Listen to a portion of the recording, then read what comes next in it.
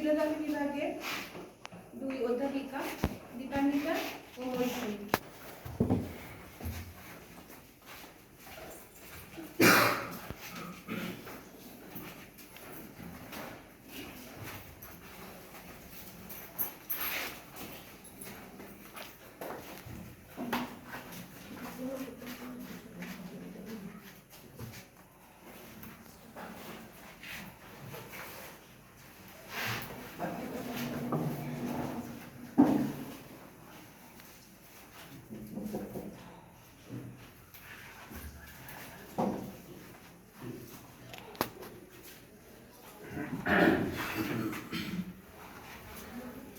পথিকৃতিতে মাল্যদান এবং পুষ্প অর্পণের মধ্য দিয়ে দুই মহাপুরুষই বলব, বিদ্যাসাগর কিন্তু মহাপুরুষ, আরেকজন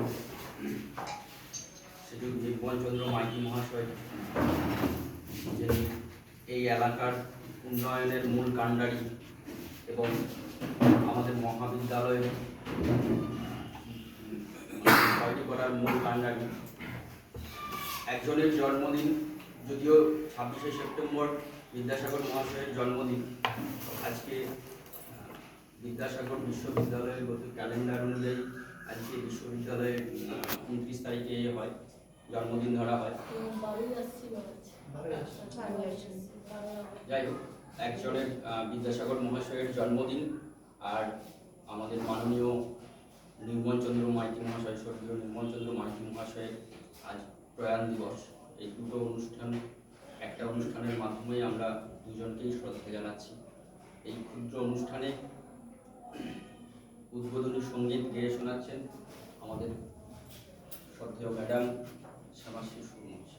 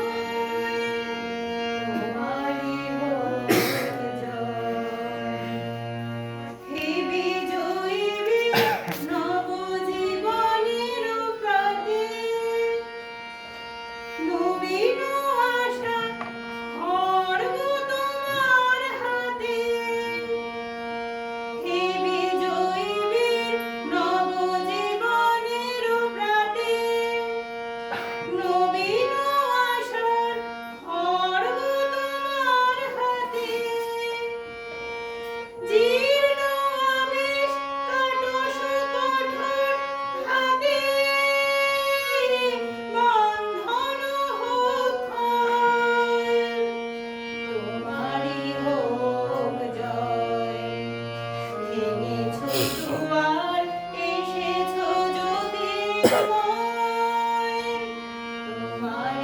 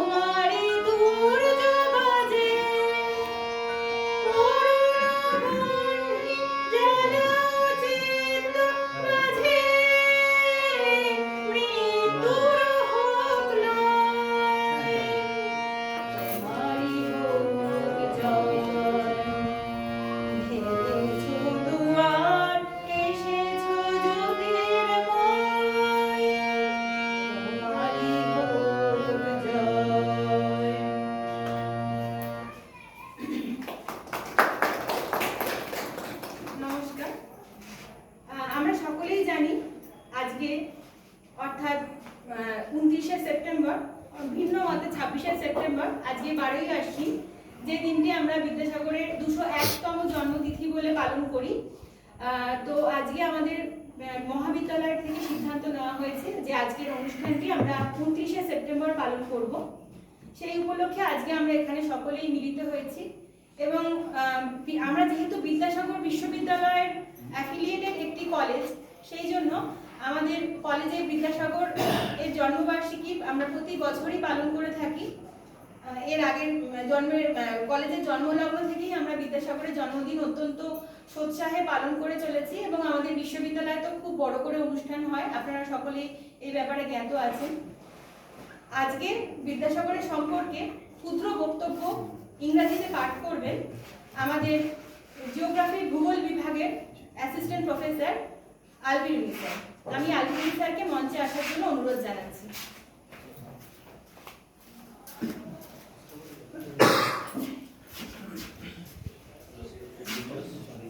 My dear colleagues, I want to say something about the Vidyasagar. Ishwarchandra Vidyasagar played a pioneer role in expanding modern education and social mobilizations during the 19th century Bengal. Ishwarchandra Vidyasagar not merely confined himself to the role of preachers towards spreading education within the superstition engrossed Hindu community through their native languages, but also engaged himself in the practical field of social changes like the initiation of widow marriage. Ishwarchandra Vidyasagar, the genuine scholar of Bengal and bright star in the sky of Bengal Renaissance, was in the middle of 19th century. Vidyasagar was a teacher, reformer, educator, and philanthropist. They were not aware of their education. In this condition, Vidyasagar wanted to reform both the society and education. He established many schools, recruited many teachers, and helped the poor from his own funding. He also wrote books for the children when he felt the lacking of school books.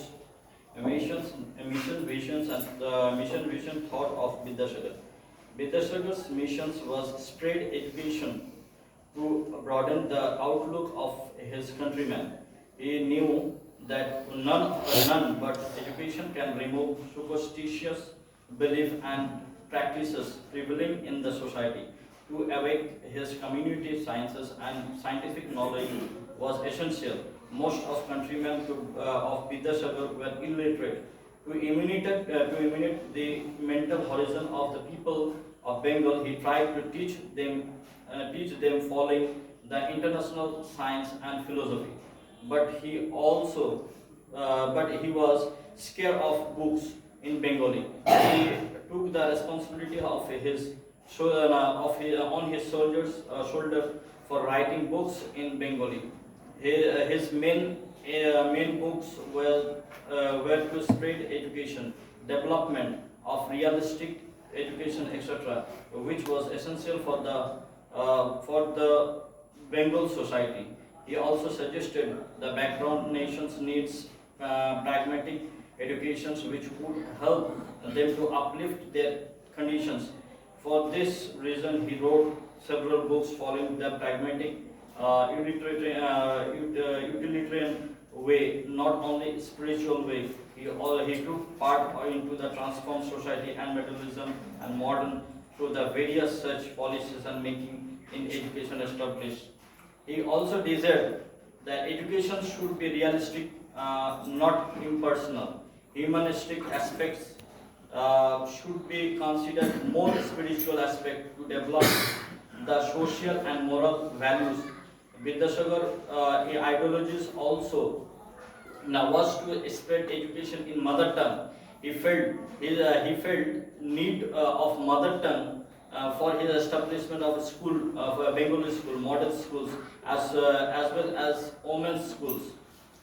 Ishwar Vidyasagar was an educator, but he did not write the philosophical thought on education in a single book or essay.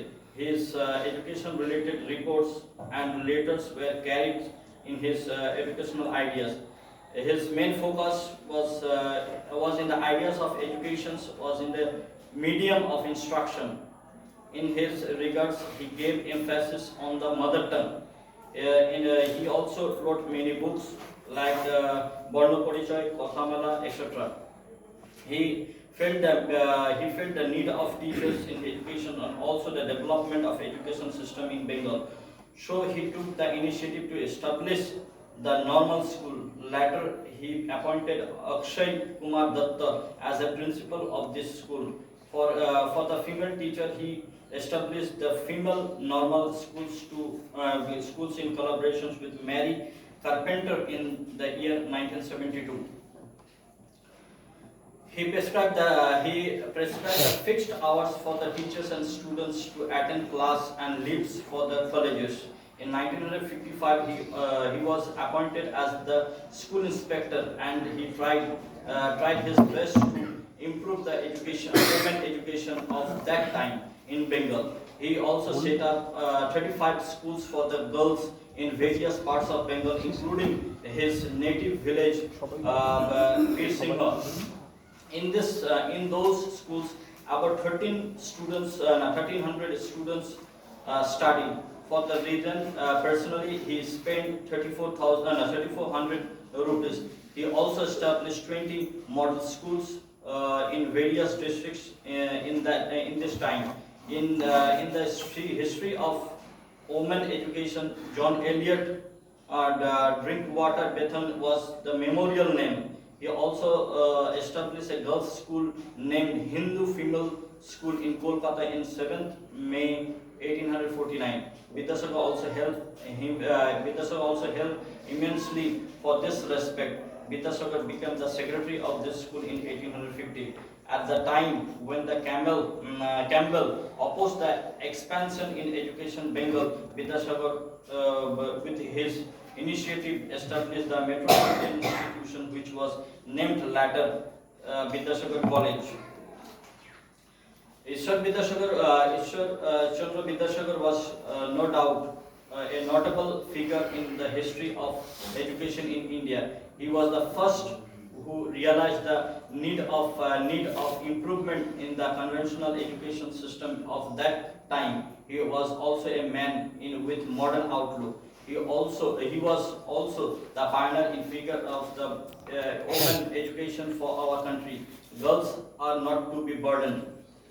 He was truly an improvement figure in the field of education. He had great sympathy for the poor students. He financially helped them so that they could continue their studies without disturbance.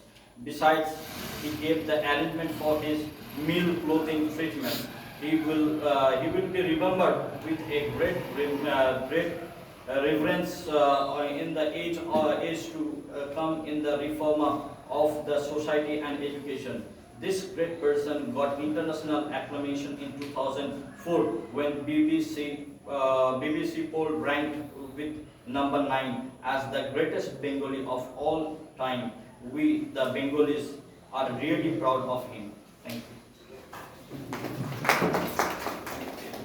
অনেক ধন্যবাদ আলপিনি স্যারকে। জীবন দর্শন, তার মূল্যবোধ, সমাজ সংস্কারক হিসেবে তার ভূমিকা এবং শিক্ষাব্রতে তার অবদান সংক্ষিপ্তভাবে বলার জন্য। এবার আমি আমাদের অতিথিদের সর্বপ্রথম অনুরোধ করব আমি অমিতাভ স্যারকে বিদ্যাসাগর সম্পর্কে খুব ক্ষুদ্র একটি বক্তব্য রাখার জন্য।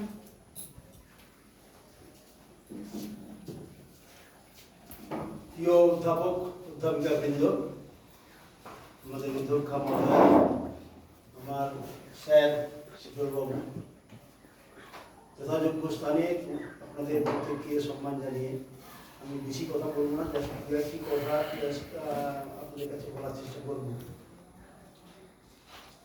একটা বিষয় আপনারা জানেন হয়তো, তবুও আমি আরেকবার স্মরণ করে দেব।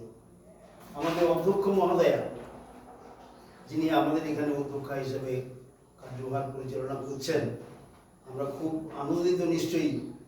তিনি বিদ্যাসাগরের দেশেরই মানুষ, এবং তার থেকে আমি অত্যন্ত আনন্দিত একটা কারণে, আমি আমার অবসর গ্রহণের পরে বর্তমানে আমি ম্যাডামের বাড়ি এখানে, সেখানেই আমি এক্সিকিউটিভ অফিসারে কর্মরত আছি খড়ার পৌরসভাতে। খড়ার পৌরসভাটা হচ্ছে বীরসিংহ গ্রামের একেবারে নেক্সট ডোর নেবারের মতো বলা যেতে পারে। তো সেই জন্য আমি মানে মানে আমার জীবনে আমি খুবই মানে ভগবানের কাছে কৃতজ্ঞ যে মানুষকে দিয়ে আমরা আমাদের পরিচয় পরিচিতি শুধু পশ্চিমবাংলায় নয়, সারা ভারতবর্ষে বা সারা ভারতবর্ষের বাইরে, যেখানে আমরা সবাইকে আমরা অহংকার করে বলতে পারি আমরা এমন একটা দেশের মানুষ যে দেশের নামটা অহংকার করে বলা যায়। আমি ভারতবর্ষের মানুষ, আমি বাংলার মানুষ, এবং সর্বোপরি আমি বিদ্যাসাগরের মশাইয়ের বাড়ি মেদিনীপুরের মানুষ। আমরা মেদিনীপুর হিসেবে নিজেদেরকে খুবই গর্ব অনুভব করি। তো সেই হিসেবে এইটুকু বলবো যে এমন একজন মানুষ ছিলেন যাকে উপাধি হয়ে গেছিল বিদ্যাসাগর। তার শিক্ষা দীক্ষা সম্পর্কে আমরা সবাই কম বেশি ওয়াকিবহাল। তিনি শেষ জীবনে চাকরি জীবনে তিনি স্কুল ইন্সপেক্টরের চাকরি করেছেন।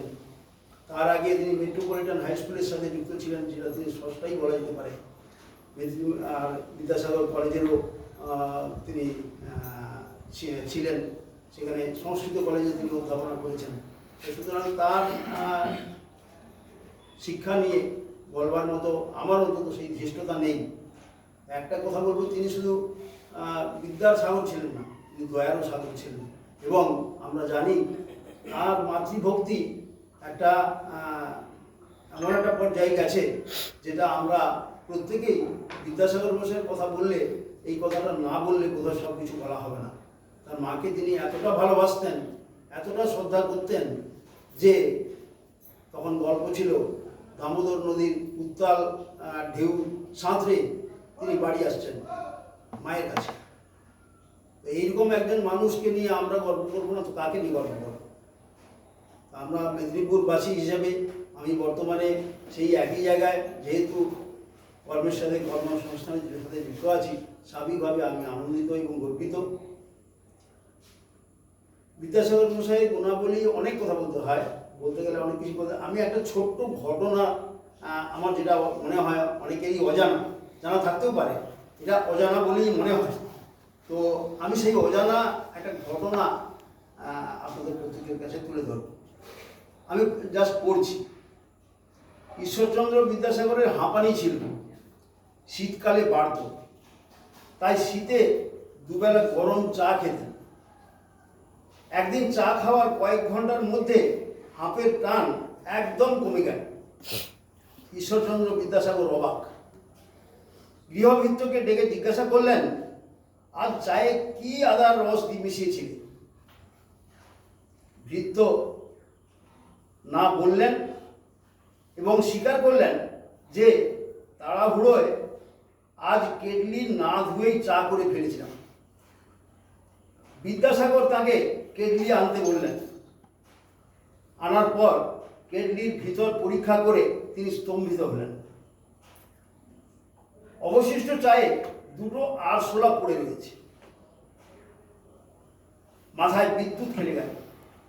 আরশোলা বেশি জলে সিদ্ধ করার পর তাকে অ্যালকোহলে ফেলে ছেঁকে ডাইলিউট করে হোমিওপ্যাথির মতে ওষুধ বানিয়ে নিজে ও অন্যদের দিয়ে পরীক্ষা করে দেখলেন কেমন হয়, তাতে হাঁপানি সর্দি সারে কিনা।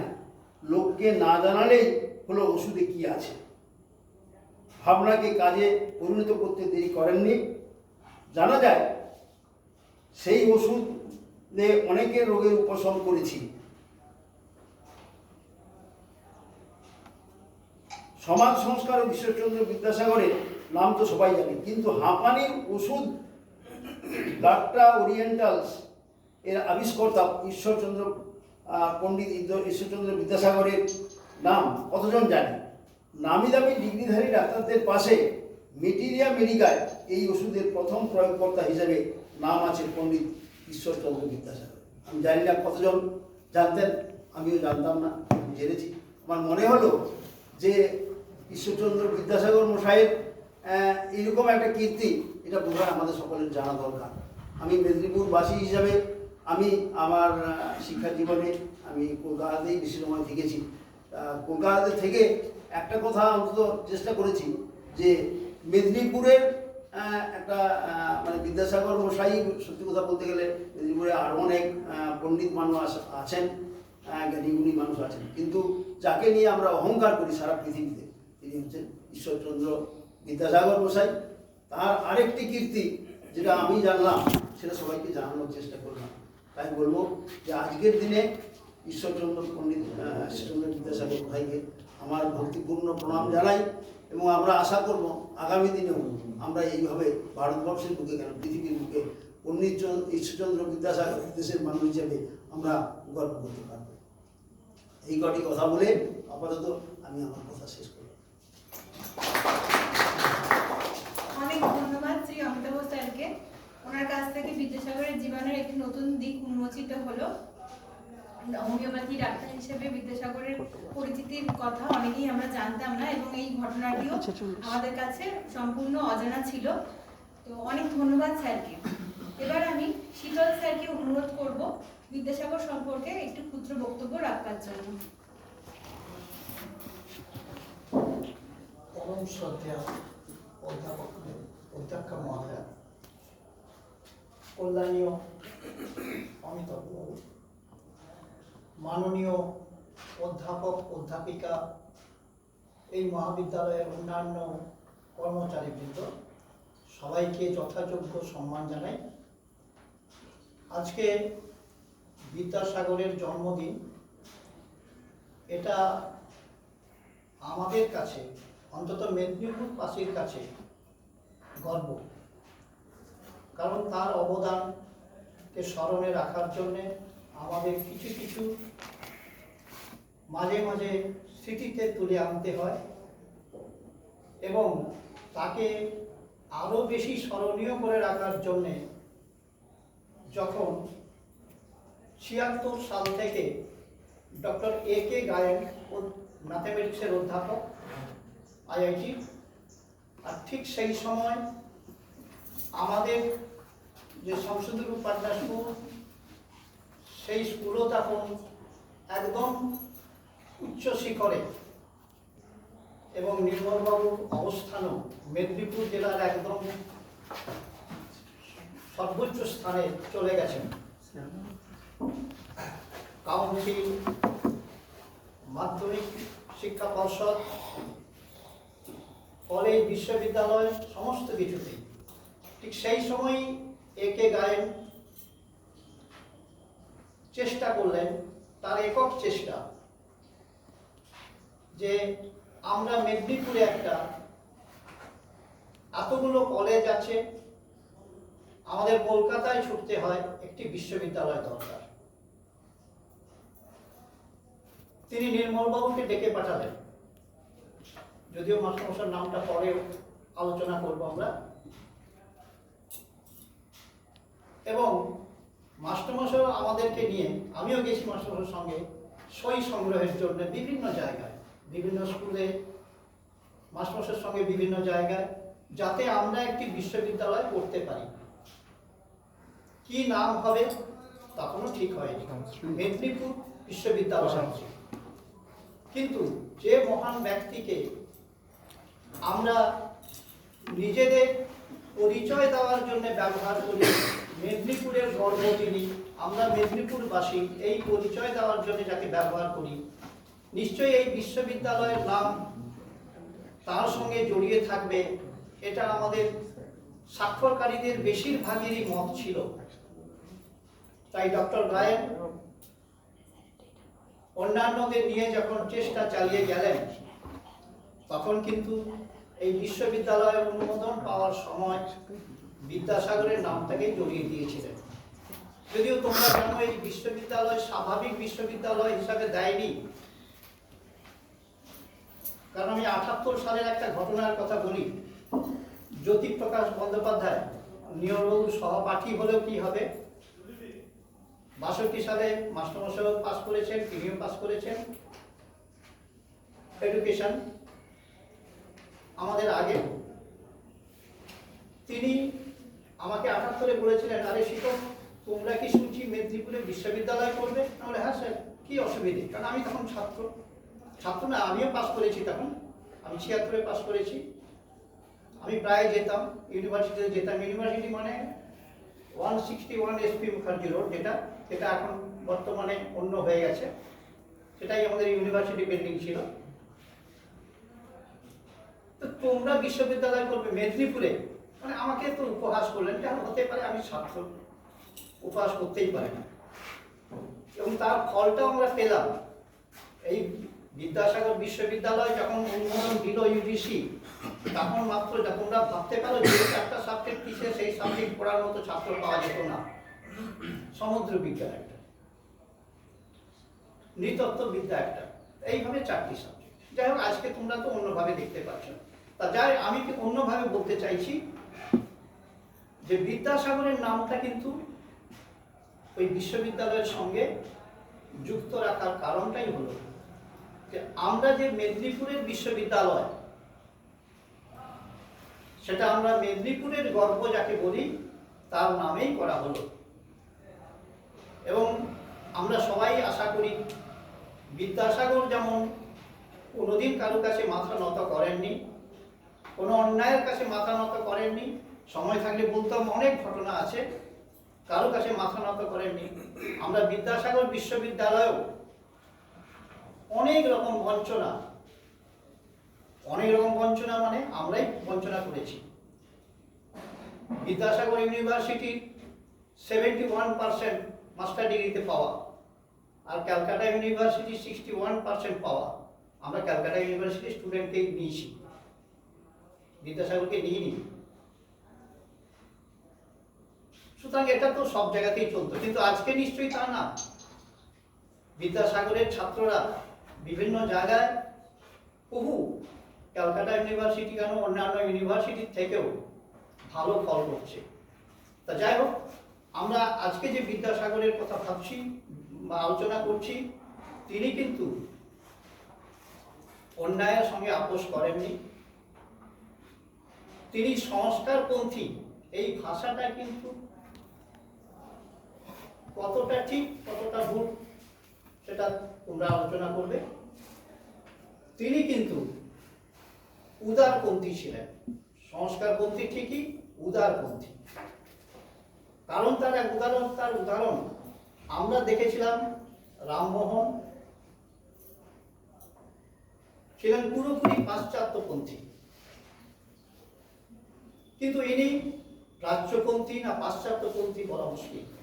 ইনি সংস্কৃত পণ্ডিত, কিন্তু ইনি সংস্কৃত কলেজে ইংরেজি শিক্ষাকেই স্থান দেওয়ার জন্য লড়াই করেছেন এবং স্থান দিয়েছেন। তার মানে কি, আমরা প্রাচ্য শিক্ষা যেমন চাই, আমাদের দেশীয় শিক্ষা যেমন চাই, ইংরেজিকে কিন্তু আমরা বাদ দিলে আমরা পিছিয়ে যাব। অর্থাৎ আমাদের এগোতে হবে, আমাদের দেশকে এগোতে হবে। এগোতে হলে জানতে হলে ইংরেজি শিখতে হবে। এটা হলো একটা দিক। তাহলে তিনি অধ্যক্ষ হিসাবে, সংস্কৃত কলেজের অধ্যক্ষ হিসাবেই এই সংস্কারের কথা বলেছিলেন যে ইংরেজি বাধ্যতামূলক হবে সংস্কৃত কলেজে। তার মানে সংস্কৃত কলেজে ইংরেজি বাধ্যতামূলক করা তখনকার সময়ে দুঃসাহসিক সিদ্ধান্ত। এছাড়া আমাদের এই যে চেতনা আনার জন্য ইংরেজি শিক্ষা, তার মধ্য দিয়ে কি চেতনা আসবে? সমাজের একটা সম্প্রদায়কে, একটা অর্ধেক সংখ্যক সদস্যকে আমরা বঞ্চিত করছি শিক্ষার আলো থেকে। তাই নারী শিক্ষার প্রসার ঘটানোর জন্য তিনি যাকে সামনে পেয়েছিলেন, সেই বেতুন সাহেব, সেই বেতুন সাহেবের সহযোগিতা নিয়ে বা বেতুন সাহেবকে সামনে রেখে উনি কিন্তু নারী শিক্ষার প্রসার ঘটানোর জন্য একে একে বিদ্যালয় খুলেছেন। যদিও প্রথমে 1854 উডের ডেসপাচের পর ভাবা গেছিল যে নিশ্চয়ই অনুদান দেবে সরকার, কিন্তু যখন না দিল তখন তিনি নিজে অর্থের সংস্থান করে বিদ্যালয়গুলোকে বাঁচানোর চেষ্টা করেন। অর্থাৎ নারী শিক্ষা সমাজের একটা অর্ধেক সংখ্যককে অপচয়ের দিকে ঠেলে তাদেরকে এগিয়ে যাওয়ার জন্য তাদের উদারপন্থা এটা। কারণ এই উদারতা আসবে পাশ্চাত্য শিক্ষার মধ্য দিয়ে, কারণ দেশীয় পাশ্চাত্য দুটোকে মিশ্রণ ঘটিয়ে তিনি এক নতুন শিক্ষাধারা তিনি গড়ে তুলতে চেয়েছিলেন। আর সর্বোপরি তিনি তো ছিলেন দেশপ্রেমিক, তার উদার মন জনগণের স্বার্থে অর্থাৎ সেবায় নিয়োজিত, দেশের সেবায় নিয়োজিত। শুধু শিক্ষা নয়, সংস্কার করতে গিয়ে তিনি বহু বাধার সম্মুখীন। ম্যাডাম আছেন তার এলাকার, তিনি নিশ্চয়ই জানবেন, আরো হয়তো খোঁজ পাবেন। বিধবা বিবাহ প্রচলন করতে গিয়ে নানান বাধার সম্মুখীন, এমনকি তার বয়সের শেষের দিকেও তাকে ঘর ছাড়া হতে হয়েছে। এই সমাজে গোড়া যারা সমাজ নিয়ন্ত্রক, তাদের অত্যাচারে তাকে এলাকা ছাড়া হতে হয়েছে। তবু কিন্তু তিনি পিছিয়ে যাননি।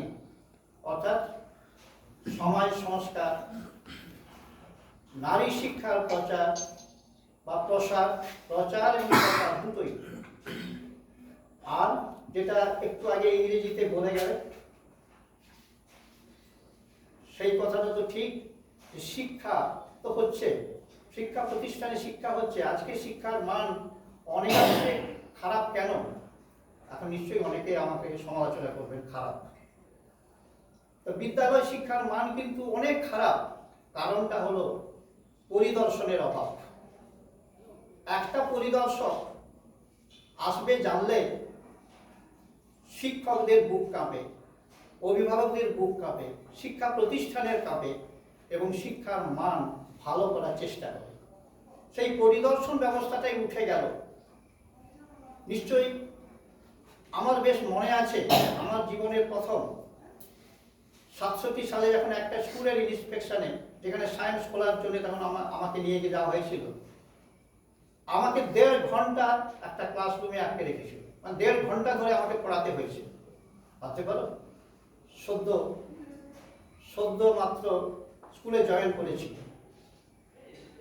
1.5 ঘন্টা। তার ফলে ওই বিদ্যালয়ের সমস্ত শিক্ষকরা তটস্থ। অবশ্য আমি কিন্তু কাঁপিনি, কারণ আজকে যারা স্মরণ সভা, তার ভূমিকা ছিল আমার মধ্যে কিছুটা। অর্থাৎ ভয় পাবে না, তিনিও ভয় পাননি। কারো ইন্সপেকশনের অভিজ্ঞতা যদি পরবর্তীকালে হয়, অভিজ্ঞতা কেমন সেটা তোমাদের বলা। সেই অভিজ্ঞতা আমার ছিল বলে 1.5 ঘন্টা টি বাগটি বলে একজন ইন্সপেক্টর ছিলেন, ডিআই ছিলেন, তিনি আমাকে নাকানি চমানি খাওয়ার চেষ্টা করিয়েছেন। কিন্তু না, ওই 19 বছর বয়সে, 20 বছর বয়সে আমি নাকানি চমানি খাইনি, কারণ নির্মলবাবুর ছাত্র আমি নির্মলবাবুকে দেখেছি ইন্সপেকশনকে কিভাবে মোকাবিলা করতে হয়। এই ইন্সপেকশন ছিল বলেই শিক্ষকরা, ছাত্ররা বা অভিভাবকরা বা শিক্ষা প্রতিষ্ঠানের অন্য কর্মকর্তারা শিক্ষার মান ভালো রাখার চেষ্টা করতেন। বিদ্যাসাগর মহাশয় সেই ইন্সপেকশন, পরিদর্শনকে গুরুত্ব দেওয়ার জন্য পরিদর্শন ব্যবস্থার ফল নলকে বদলে দিয়েছিলেন। নিশ্চয়ই তোমরা ওনার লেখার মধ্যে দিয়ে জেনেছো, আমি আর ওটাতে যেতে চাইছি না। তার এটা তাহলে শুধু নারী শিক্ষা নয়, শুধু উদার নৈতিক শিক্ষা নয়, ইংরেজি শিক্ষার মধ্য দিয়ে মনোভাবটাকে উদার করে তোলা, এটা নয়, শুধু সেবা নয়, শিক্ষার মান বাড়ানো আমাদের কর্তব্য। আর তোমরা তো জানো নিশ্চয়ই বর্ণ পরিচয়ের ব্যাপার, ওটা নিশ্চয়ই আমি আর বলতে চাইছি না। তাই আমরা বিদ্যাসাগরকে স্মরণ করব, যে তিনি আমাদের বাঙালির গর্ব, ভারতবাসীর গর্ব, সর্বোপরি আমাদের মেদিনীপুরের গর্ব। তাই আমরা তাকে স্মরণ রাখার জন্য বিশ্ববিদ্যালয়টা তার নামে করা হয়েছে। আর সেই বিশ্ববিদ্যালয় আজকে অর্থাৎ 29শে সেপ্টেম্বরই তার জন্মদিন পালন করার সিদ্ধান্ত এই বিশ্ববিদ্যালয় জন্মলগ্ন থেকেই নিয়েছে। তাই আমরা করছি। সেই 12ই আশ্বিন হোক, যাই হোক, আমরা 29শে সেপ্টেম্বরকেই মেনে নিয়েছি। আমরা বিদ্যাসাগরকে প্রতি বছর স্মরণ করব, তার কিছু অবদান আমাদের স্মৃতিতে ফিরিয়ে আনার চেষ্টা করবো। আমরা সবাই জানি, কিন্তু তবু মাঝে মাঝে ফিরিয়ে আনার চেষ্টা করতে হবে। এই বলে আমি আমার বক্তব্য শেষ করছি। নমস্কার। অনেক ধন্যবাদ শীতল স্যারকে। এবার আমি আমাদের কলেজের অধ্যক্ষা ডক্টর উমা ঘোষ মহাশয়াকে অনুরোধ করব বিদ্যাসাগরের উপরে ক্ষুদ্র বক্তব্য রাখবার জন্য।